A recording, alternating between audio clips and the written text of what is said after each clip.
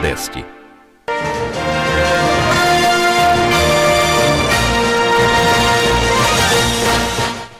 Está começando pela TV Nova o programa Políticas.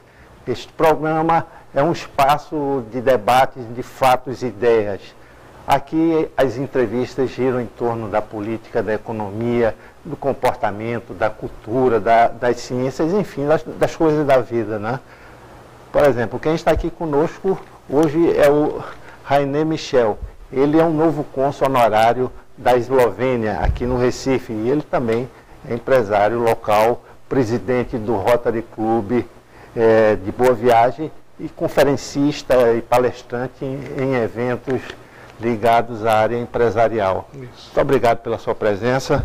E eu queria saber desse fórum que está sendo anunciado aí na Faculdade Joaquim Nabuco, no dia 26 de maio, às 19 horas, que tem como título A Lucratividade e a Transformação Social. Parece ser coisas opostas, né? Você tem muito lucro e não inclui a sociedade, ou pelo menos os carentes, nessa questão, ou é possível as empresas terem lucros e fazerem uma transformação social. Como deve ser isso?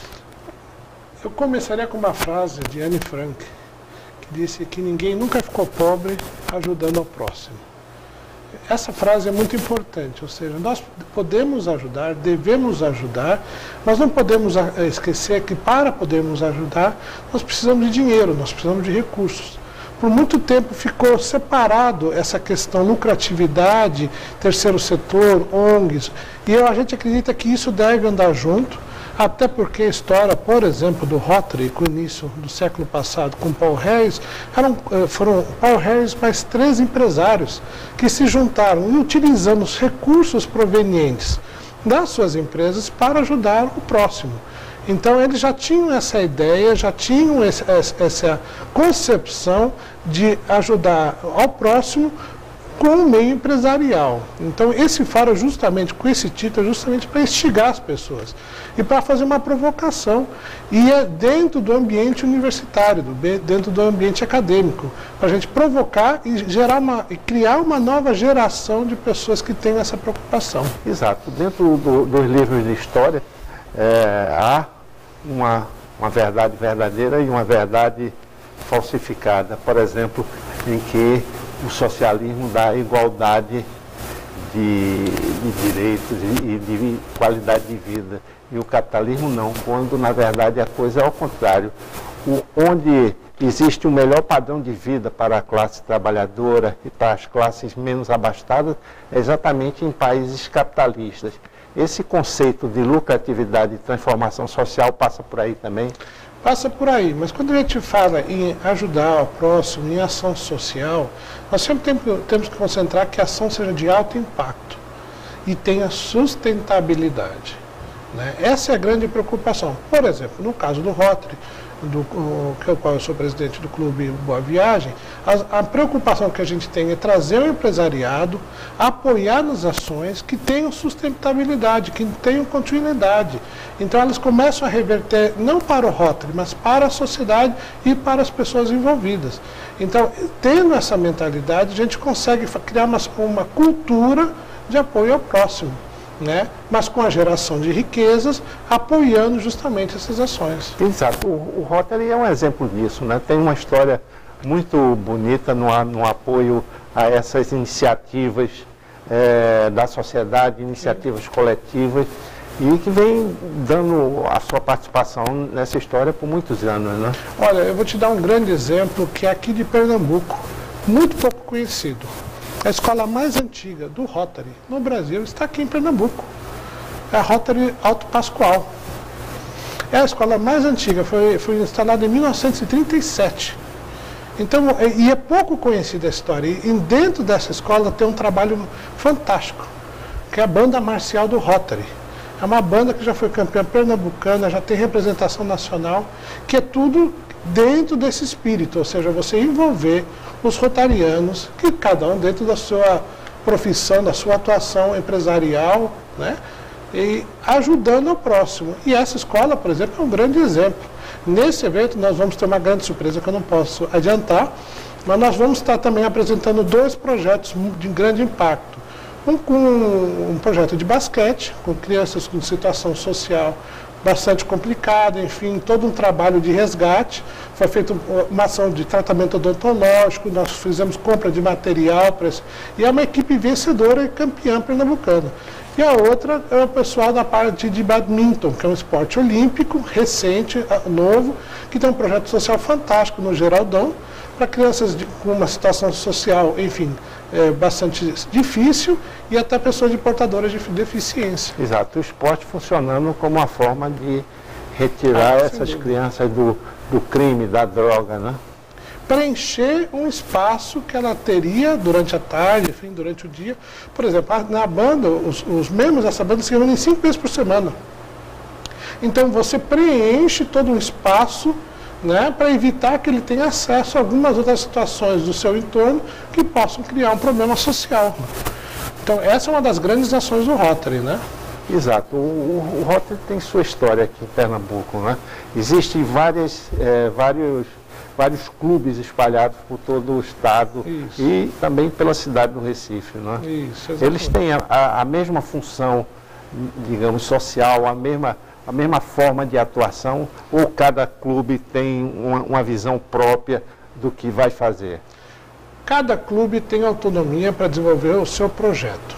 Esse projeto pode ser do clube, sozinho, com outros clubes fora do país até, ou através da Fundação Rotária. Então você tem várias formas de trabalhar essa ajuda, esse trabalho social, individualmente com outros grupos, com a Fundação Rotária, que ela está completando 100 anos esse ano, né? Então você tem várias formas justamente para dar essa flexibilidade de ação, né? Exato, se pensa muito quando se fala em organizações não governamentais, que é o caso do Rotary, né? Que tem uma proposta de solidariedade, de atuação na sociedade. Também pensa nessas ONGs como um foco ideológico, né? Existe alguma questão ligada à ideologia no Rotary? Ajudar o próximo. Não existe nenhuma discriminação tanto de religião quanto, enfim, opção pessoal. Ele é aberto a todas as pessoas que têm essa filosofia, que já estão dentro dessa crença de ajudar o próximo.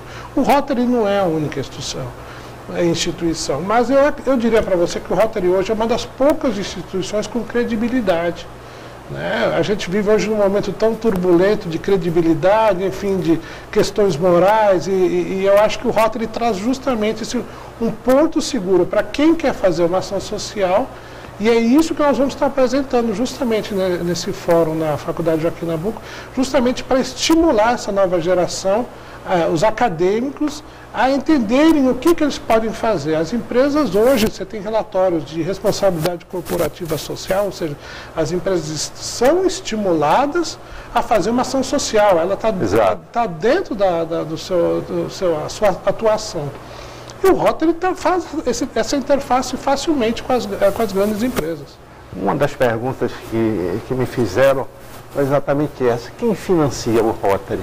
Como ele obtém o seu financiamento para funcionar tão bem e com tanta qualidade? São doações dos companheiros e companheiras rotários em todo o mundo, né? Você tem, para algumas ações, você tem parcerias, por exemplo, você tem a Fundação Bill e Melinda Gates, que ela contribui para a erradicação da polio mundialmente. Hoje você só tem 2 países que têm ainda foco, né? Então nós estamos bastante perto para a erradicação da polio. Então você tem a Fundação Bill e Melinda Gates, que faz um trabalho muito forte. O Bill Gates já participou em vários encontros e congressos mundiais. O próximo vai ser agora em Seul, na Coreia do Sul. Então empresas podem estar participando, você tem o seguro, dependendo de alguns seguros que você contrata com algumas seguradoras, parte dessa venda é revertida para o Rotary.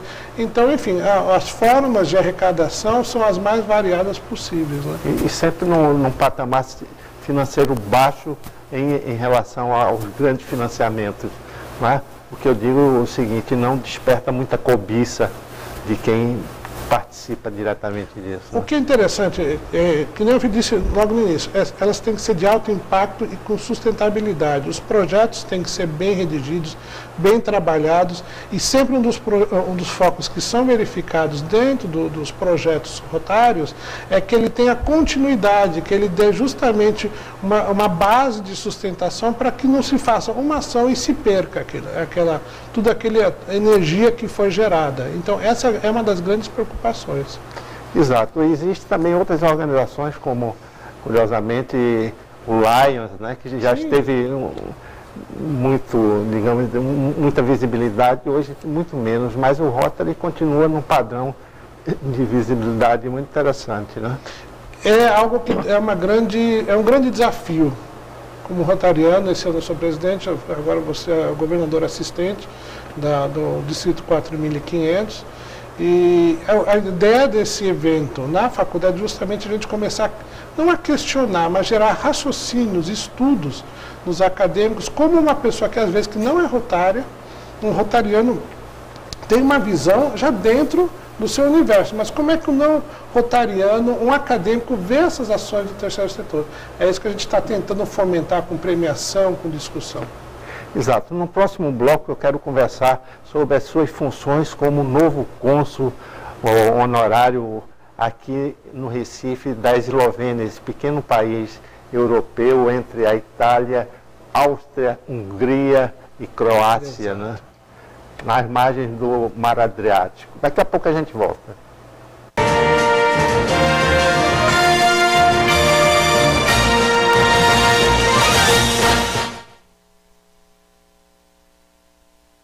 Olá, amigos da TV Nova Nordeste, todo domingo tem novidade agora para você, todo domingo tem Tá na Rede às 9 da noite. Um programa com muitos gols, lances polêmicos, discussões, opiniões, análise tática, sempre com a presença do Marquinhos André, do Marcos Leandro, do Lúcio Surubim. Espalha para todo mundo, amigo. Todo domingo. Tá na Rede. Oferecimento Leite Camponesa, mais sabor para a sua vida. Vale Eletrônico Metropolitano. E Torque, Instituto de Traumatologia e Ortopedia Romeu Krause. E Pitu, Mania de Brasileiro.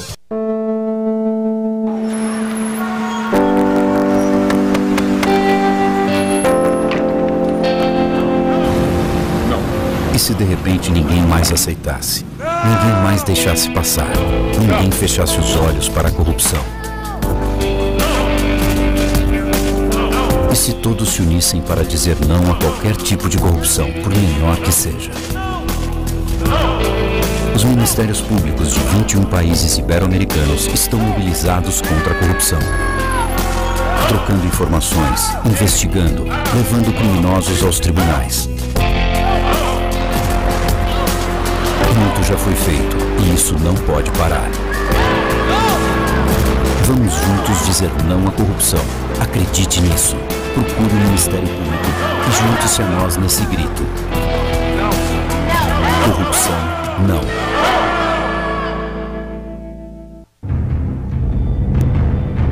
Quem é você e o que faz? Eu sou um detetive consultor. O único no mundo. E o que quer dizer? Que quando a polícia não sabe o que fazer, ou seja, sempre me consulta. Estou quebrando todas as regras, te trazendo aqui. Porque precisa de mim. Não foram suicídios, foram assassinatos. Assassinato em série. Estamos atrás de um serial killer, adoro esse. É doido por isso. Quanto mais esquisito o crime, mais ele gosta. Meu nome é Sherlock Holmes, o endereço é 221B da Rua Bates. Sherlock, estreia sexta, 13 de maio, 10 da noite. Toda mulher é bonita por natureza. Corpo, pele, boca e cabelos leves, soltos e muito bem cuidados. Toda mulher bonita tem seus segredos. Cuidar dos cabelos é um deles. É Delson Cabeleireiros, segredo de mulher bonita. A maior rede de especialistas de beleza de Pernambuco. É Delson Cabeleireiros. Um homem, muitas faces. É o fardo de ser um senhor do tempo. Para ele, o universo é o quintal de casa. Poderíamos voltar no tempo? No espaço, sim. E avançar no tempo. E no espaço. A sabedoria quase ilimitada. Ele é diferente. Ele leva a luz estelar em seu olhar. Ah, muito perceptivo. E a aventura, seu sobrenome. Quem é você? Doutor ou doutor. O doutor quem? Doctor Who. De segunda a sexta, 8 da noite. Onde você quer ir? O que você quer ver? Aqui, na Cultura. Olá, eu sou o reverendo Robert Valgóis. E eu sou Vanilda Góes. Nós estamos aqui para um convite muito especial. De segunda a sexta, 7 horas da manhã, o programa Consensos Mais Família. Educação de filhos. Direito de família. Relação marido-mulher e também com seus filhos. Dúvidas, curiosidades e muito mais. Então lembre-se, Consensos Mais Família. De segunda a sexta, 7 horas da manhã, aqui na TV Nova Nordeste.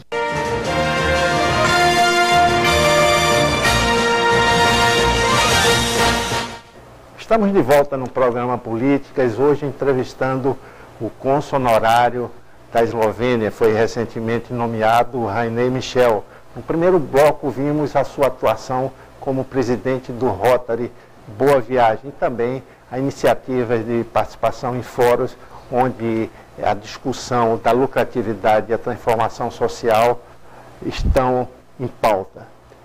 Agora queremos falar um pouco sobre essa sua nova função aqui como cônsul honorário da Eslovênia, esse pequeno país com 20 mil quilômetros quadrados, quer dizer, 1/5 de Pernambuco, né? E uma população de pouco mais de 2 milhões de habitantes, menor do que o Grande Recife, mas com um padrão de vida elevadíssimo, com terras belíssimas, a metade do país são florestas. Né? Então tem muito a ver. Mas o importante é que esse país está procurando investimentos fora, está procurando um comércio exterior. E recentemente o Rainer recebeu aqui no Recife um grupo de empresários eslovenos para discutir isso, ver o que é que se pode comprar e o que é que se pode vender. Qual foi a impressão que eles saíram daqui do Recife? A melhor possível. Nós trabalhamos mais de um ano para que essa delegação viesse aqui para Pernambuco. Ela veio para São Paulo, Rio e Pernambuco, ou seja, o único estado do Norte e Nordeste que recebeu essa delegação foi aqui em Pernambuco. Eles saíram muito impressionados, apesar do momento que hoje requer alguma cautela em termos de investidor, enfim. Então, mas a gente acredita que seja apenas um momento e em breve quem olhar para o país com olhos, né, de médio e longo prazo, com certeza acha possibilidades. Eles saíram aqui assim, maravilhados com as possibilidades, com as perspectivas, com o acolhimento, foi fantástico. Exato. O que é que em termos comerciais a Eslovênia pode oferecer ao Brasil e principalmente a Pernambuco, né, já que eles estiveram diretamente aqui? Olha, o que é muito interessante, primeiro, a localização geográfica da Eslovênia, que assim como você bem mencionou, ali no mar Adriático, você tem uma entrada para os produtos pernambucanos para toda a Europa Central. Então ela tem um porto chamado de Koper, que já iniciou conversação com o porto de Suape, o porto do Recife, porque o que acontece hoje, você tem um escoamento de produção pernambucana que às vezes vai via São Paulo. Então, primeiro tem que mudar esse trajeto, sair via Suape. E saindo de Suape, trabalhar a Europa Central, que é um mercado ainda não trabalhado. Então, parte dos membros dessa delegação vieram para cá justamente para conhecer justamente a estrutura do porto de Suape, eles estiveram visitando o porto digital, enfim, uma série de reuniões para conhecer, fazer um levantamento de possibilidades aqui em Pernambuco. Exato. Você acredita que esses negócios vão ser fechados em breve? Eu acredito que sim, as possibilidades são muito grandes, porque além da área de exportação e importação, e exportação hoje para o Brasil é muito importante, enfim, devido à questão cambial, nós tivemos uma visita que foi excelente no Porto Digital, né, com Francisco Saboia, nos recebeu muito bem, a delegação ficou muito impressionada com a estrutura que já existe hoje, que está sendo projetada para a ocupação ali no Recife Antigo. Então a conversação foi muito importante. No mesmo dia, alguns já voltaram para fazer reuniões individuais com algumas empresas, algumas pessoas no Porto Digital. Na área de logística também despertou muito interesse. Escritórios de advocacia da Eslovênia que vieram para cá conhecer justamente a questão tributária, que não é fácil, né? Sim. Então, eu não sei se lá é tão difícil quanto aqui, né? Tão complicado. É menos porque você aí tem, como a Eslovênia faz parte da comunidade europeia, então você tem uma padronização que te facilita a entrada do seu produto, né? Exato. Para um negócio pode ser muito interessante. A moeda é o euro. Isso. E existe um alto grau de fluentes em língua inglesa, né? Exato.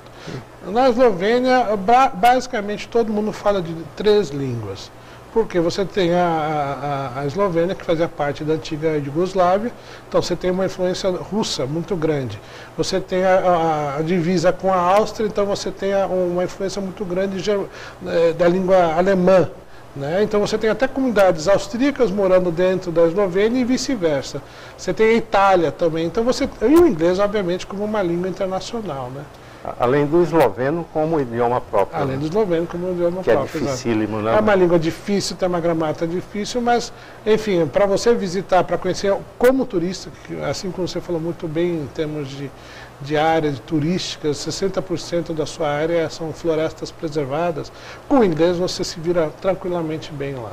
Exato. Pela sua convicção, há a possibilidade também de desenvolver esse fluxo de turismo entre a Eslovênia e Pernambuco? É uma questão que tem que ser trabalhada, porque Pernambuco tem uma grande facilidade de você ter uma frequência de voos internacionais muito boas. Você tem uma opção com a TAP via Lisboa e você tem uma outra opção via Frankfurt, que é a Condor. Então, se você pegando o voo da Condor daqui, você chega em Frankfurt, à tarde você já está em Ljubljana, que é a capital da Eslovênia. Então, nessa questão já é muito fácil. Outra questão, se você está visitando, por exemplo, o norte da Itália, você está em Veneza, se em 1h30 você pega o carro, faz um transporte, você já está em Ljubljana, que é a capital, ou em Veneza em 3 horas. Então, você não está localizado tão distante. É uma questão só de a gente começar a redirecionar o turista para realmente valorizar e entender que ali é algo novo, algo inexplorado, né? Exato. O curioso é o seguinte, talvez essa pequena república tenha saído com menos ferida dessa transformação do que foi a Iugoslávia, com o fim da Federação Iugoslava, com a Croácia, a Bósnia, Sérvia, Montenegro, onde nós assistimos conflitos sangrentos demais. A Eslovênia foi preservada desses conflitos. A Eslovênia e a Croácia foram 2 regiões, 2 países que realmente foram preservados, né? Esse ano é um ano muito especial para a Eslovênia, que nós estamos celebrando os 25 anos de independência, né? Então, houve uma convulsão social, existiram algumas mortes, mas foram muito baixas, em poucos meses já se resolveu a questão. Então, realmente, a Eslovênia, no caso, é privilegiada porque ela saiu desse processo bastante traumático, né, vamos dizer, da Guerra Fria, e é um país hoje pujante, com economia, com investidores, enfim, com uma produção e um intercâmbio cultural fantástico, né? Exato, isso é curioso, né, saber que a Eslovênia tem essa ligação com a União Europeia, que outros países da área não têm essa ligação, né? Ela conseguiu, pela estabilidade, logo do princípio, que foi gerada com a queda, vamos dizer, com o início da queda do Muro de Berlim, depois com as repúblicas soviéticas, cada uma, que não efeito dominal, caindo, ela apareceu como uma região, como uma república, como uma situação muito privilegiada. E isso tornou muito atraente para a comunidade europeia, desenvolveu uma estabilidade econômica, política, e isso fez com que fosse um trabalho. E, obviamente, existe uma questão estratégica, né? Nós estamos falando ali da região do Mar Adriático, uma região intermediária da Europa, né, que é um interesse realmente também para justamente uma questão estratégica. Exato. Quando você citou essa questão do porto esloveno aí, que pode ser uma porta de entrada para a Europa Central, é muito curioso isso, porque geralmente nossos produtos ficam mais na Europa Ocidental, tem esse tipo de dificuldade, né? Olha, Antônio, veja, você colocou bem a questão. A gente tem que trabalhar um pouquinho o Oceano Azul. Ou seja, todo mundo quer fazer exportação via Hamburgo, via Holanda, os portos tradicionais. Mas poderia ser... No Atlântico Norte. No Atlântico Norte, né? E para chegar à Eslovênia tem que ir pelo Mediterrâneo. Pelo Mediterrâneo, Mar Adriático, chega lá e você já entra em toda a Europa Central. Então é uma questão de ser trabalhado esse porto como uma alternativa para os produtores, para os exportadores que têm interesse. Obviamente, você tem uma série de produtos que são interessantes. Aí nós estamos falando como a cachaça, o açúcar, o gesso, a questão de roupas, né, enfim, o polo automotivo, aqui também é bastante interesse, porque a Eslovênia é muito forte também no polo automotivo. Então, você tem várias áreas de convergência entre Pernambuco e a Eslovênia, tanto econômicas quanto culturais, que vão ser trabalhadas, né? Diante dessas funções como consonorário, para também da promoção cultural, né? Que tipo de coisa você faz para ativar essa ligação cultural, promover festas que tenham a ver com as festas eslovenas? Olha, nós já temos programado para o segundo semestre trazer alguns filmes eslovenos, fazer uma parceria, enfim, com entidades aqui, para fazer projeções e discussões de filmes eslovenos. Nós já estamos também trabalhando a questão de intercâmbio na área acadêmica, na parte de marketing, na parte de administração e economia. E recentemente eu fui convidado pela Secretaria de Educação para fazer uma palestra numa escola estadual em Vitória de Santo Antão. Enfim, foi uma grande surpresa. Veio o convite pela gestora do GRE, que cuida da escola, Guilmar Krause. Eu falei, olha, gostaríamos que fosse feita uma palestra. Foi com muito prazer. Cheguei lá, a escola estava decorada com as bandeiras eslovenas brasileiras, os alunos fizeram um trabalho fantástico, passaram músicas, nós passamos quase 2 horas e meia, acredite se quiser, falando sobre a Eslovênia. Então essa é a parte também de começar a mostrar a Eslovênia para vários públicos aqui no Pernambuco. Certo, acreditamos que você vai conseguir isso, pela forma como você age. Infelizmente, nosso programa está chegando ao fim. Conversamos aqui com o Rainer Michel, que é o cônsul-honorário da Eslovênia aqui em Pernambuco e também presidente do Rotary Club de Boa Viagem, além da atividade empresarial que ele exerce. Muito obrigado pela sua presença e até o próximo programa.